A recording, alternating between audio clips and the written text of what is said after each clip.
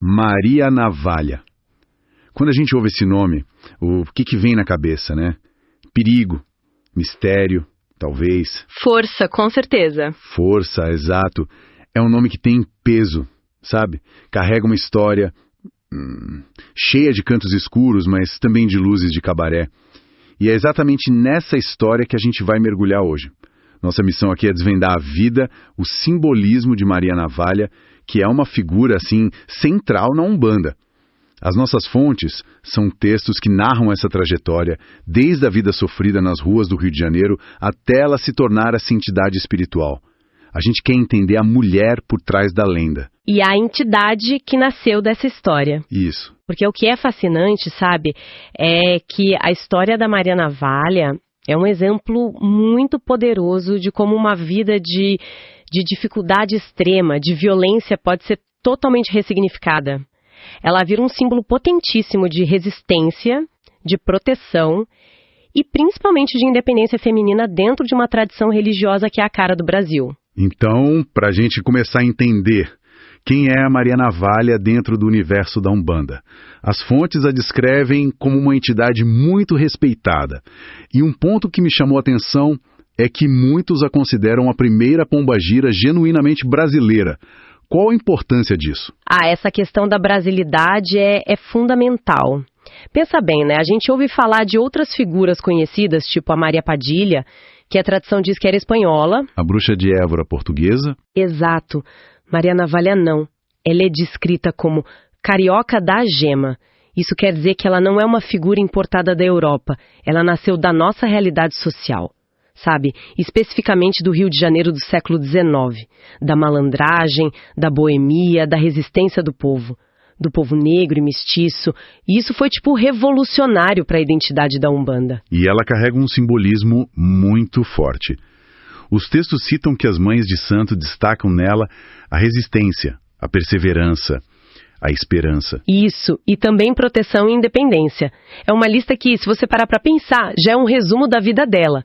Na Umbanda, essas entidades são mais que espíritos. São como arquétipos, oráculos, que nos ajudam no autoconhecimento. E a Maria Navalha personifica essa capacidade de sobreviver e se impor no ambiente mais hostil que existe. Certo, mas a primeira coisa que todo mundo deve se perguntar é: e esse nome Navalha? A imagem que vem à cabeça é de alguém violento, talvez até uma criminosa? Pois é, e as fontes fazem questão de desmistificar isso logo de cara. Ela não era uma assassina, nada disso. O nome é um apelido, um codinome que ela mesma adotou. E nasceu de um momento muito específico, um episódio de violência em que ela quase morreu. Ah, entendi. E a partir dali, ela passou a carregar uma navalha para se defender. Então, a arma, que podia ser vista como a de um agressor, na mão dela vira a ferramenta de defesa da oprimida. E dentro da organização da Umbanda, ela pertence à linha dos malandros, certo? Ao lado de outra figura muito famosa que sempre aparece quando se fala dela. Sim, ela atua na linha dos malandros, que também são chamados de pernambucanos. E a área de trabalho dela é muito específica.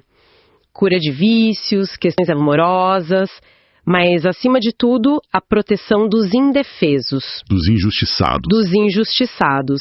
E, claro, não dá para contar a história dela sem falar de Zé Pelintra, o arquétipo máximo do malandro. A história dos dois está completamente entrelaçada. Então, vamos para essa história de vida. Me ajuda a pintar esse cenário. Onde e quando tudo isso acontece? Então, vamos lá. Imagina o cenário. Final do século XIX. A gente está falando do Morro da Providência, ali no bairro da Gamboa, no coração da zona portuária do Rio. Um lugar de gente pobre, trabalhadora. Exato. Ex-escravizados tentando achar um lugar no mundo. É nesse ambiente que nasce a Maria. Descrita como uma jovem mestiça, muito bonita, alta, corpo forte e com um olhar magnético, sabe? Penetrante. Uma figura imponente. Mas a infância dela foi o oposto disso, não é? Foi extremamente brutal. Brutal. Brutal é a palavra certa. As fontes contam que ela perdeu a mãe muito cedo e foi criada por um padrasto. E a descrição dele é terrível. Um homem alcoólatra, violento, que espancava e abusava dela. Constantemente. Era um pesadelo diário dentro da própria casa. Nossa, e é daí que vem a força dela para romper com tudo isso. Exatamente. Chega um ponto em que ela não aguenta mais. Numa noite, ela pega a irmã mais nova pela mão e foge. Foge para onde? Para lugar nenhum. Simplesmente foge, sem ter para onde ir. Um dos textos descreve isso de uma forma muito forte. Ela trocou o pesadelo da violência doméstica pelo pesadelo da fome e do desamparo nas ruas. E com uma irmã mais nova para cuidar, o desespero deve ter batido forte. É nesse ponto que ela entra para a prostituição? Sim, foi a única saída que ela encontrou para não morrer de fome e para sustentar a irmã. Ela mergulha de cabeça no mundo da vida noturna do Velho Rio. E é nesse ambiente, nos cabarés, nos bares da Lapa, que a personalidade da Maria Navalha que a gente conhece é forjada. É aqui que ela vira essa figura quase lendária, né? Temida e respeitada. Com certeza. A descrição que os textos trazem é impressionante. Dizem que ela bebia como um marinheiro, fumava como um estivador e brigava como um leão de chácara, mas sem jamais perder a feminilidade. Que interessante essa dualidade. Muito. Para sobreviver, ela precisou adotar um código de honra e uma dureza que eram vistos como masculinos, mas sem abrir mão da sua identidade de mulher. É o primeiro sinal claro dessa dualidade que vai definir ela como entidade. Ela não era uma vítima passiva de jeito nenhum. Longe disso. Ela aprendeu a se impor. As fontes dizem que capoeiristas famosos a respeitavam e que tinha homem grande que tremia diante dela. Ela criou uma reputação de ser alguém que não levava desaforo para casa. E essa reputação foi colocada à prova da forma mais brutal possível, no evento que acabou dando nome a ela, não é? Exato. Esse foi o ponto de virada definitivo. A história aterrorizante.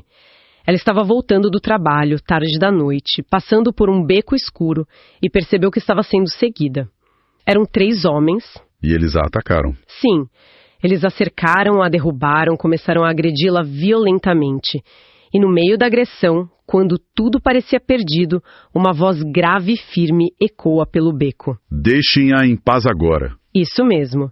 E uma figura surge das sombras. Zé Pelintra. O próprio, descrito como um homem elegante, de terno branco, gravata vermelha, chapéu paramá, com movimentos rápidos, ágeis, de capoeirista, ele derrota os 3 agressores. Depois de tudo, ele se aproxima dela, ajuda a levantar, ajeita o chapéu e se apresenta.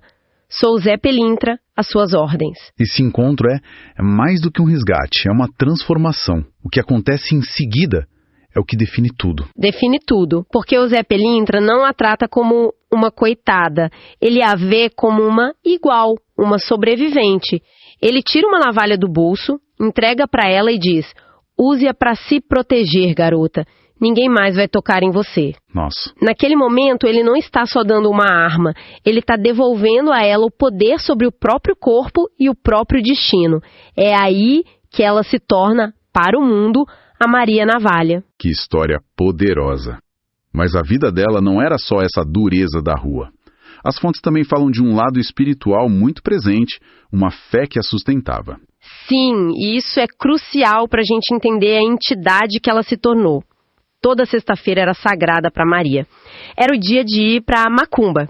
E aqui vale a pena a gente parar um pouco para desmistificar essa palavra, né? Que hoje é usada de um jeito tão pejorativo. Pois é. O que era macumba naquela época não tinha nada a ver com essa imagem de magia negra que o preconceito criou. A macumba era o culto sincrético do povo do Rio. Num mesmo barracão no morro, ao som dos atabaques, se manifestavam orixás, caboclos, pretos velhos. Era a religião do povo simples, do ex-escravizado, da prostituta, do trabalhador, um espaço de acolhimento e força.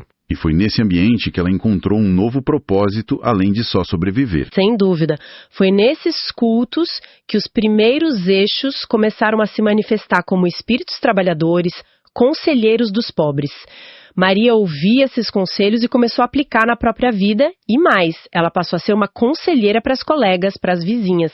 Ensinava banhos de ervas, simpatias, ouvia os problemas de todo mundo.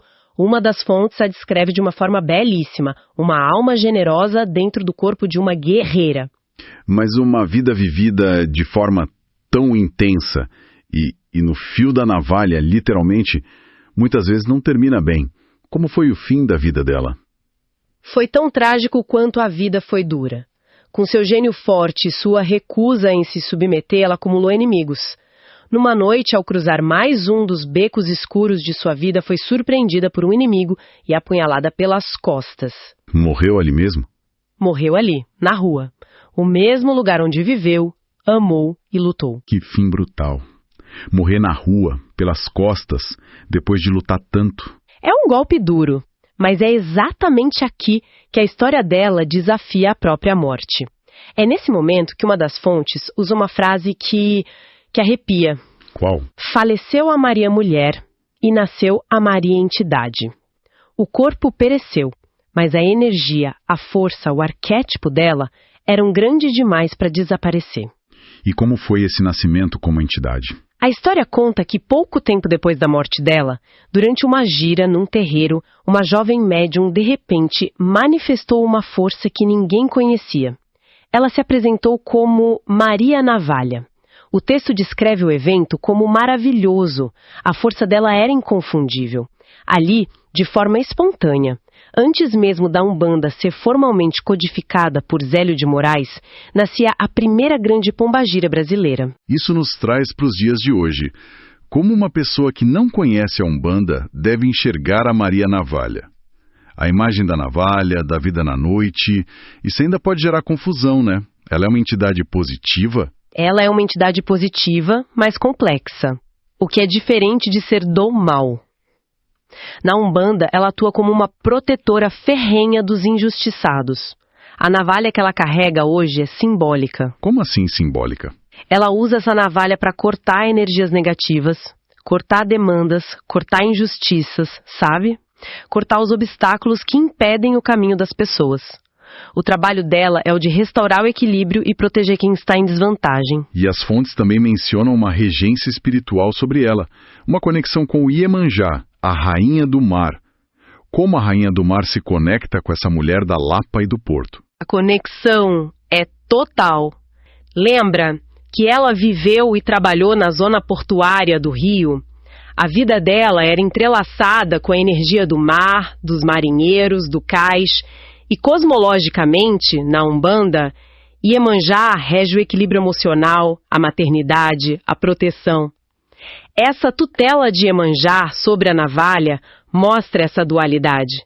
A guerreira implacável das ruas, que também carrega em si a força acolhedora e equilibradora das águas do mar. E essa dualidade toda, essa mistura de alegria, festa, boemia, com uma ferocidade para se defender, isso se reflete nas pessoas que se identificam como filhos de fé dela, não é? O que as fontes dizem sobre eles? Exatamente. E não é como uma lista de qualidades, é um reflexo direto do arquétipo dela. As fontes dizem pessoas que, em geral, são muito alegres, que amam a vida, a celebração, uma boa conversa, a música. São otimistas e encaram os problemas de frente. Mas é melhor não pisar do calo deles. Basicamente isso. Não se engane com um sorriso fácil.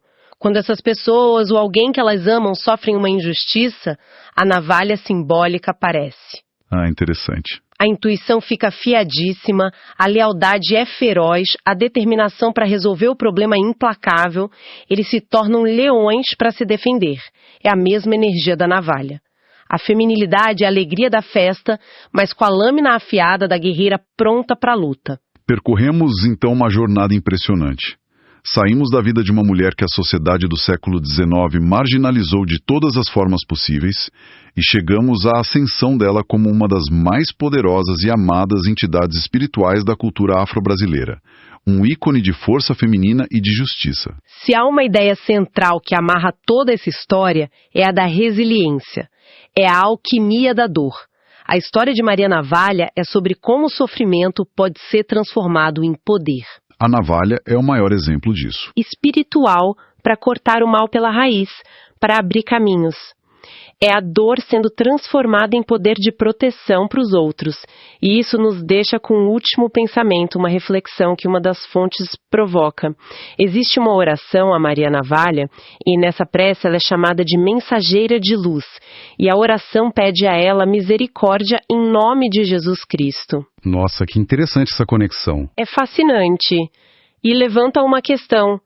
Como a história de uma mulher da vida noturna, uma prostituta que viveu completamente à margem da moral cristã da sua época, se transforma numa figura a quem se reza em diálogo com o próprio cristianismo?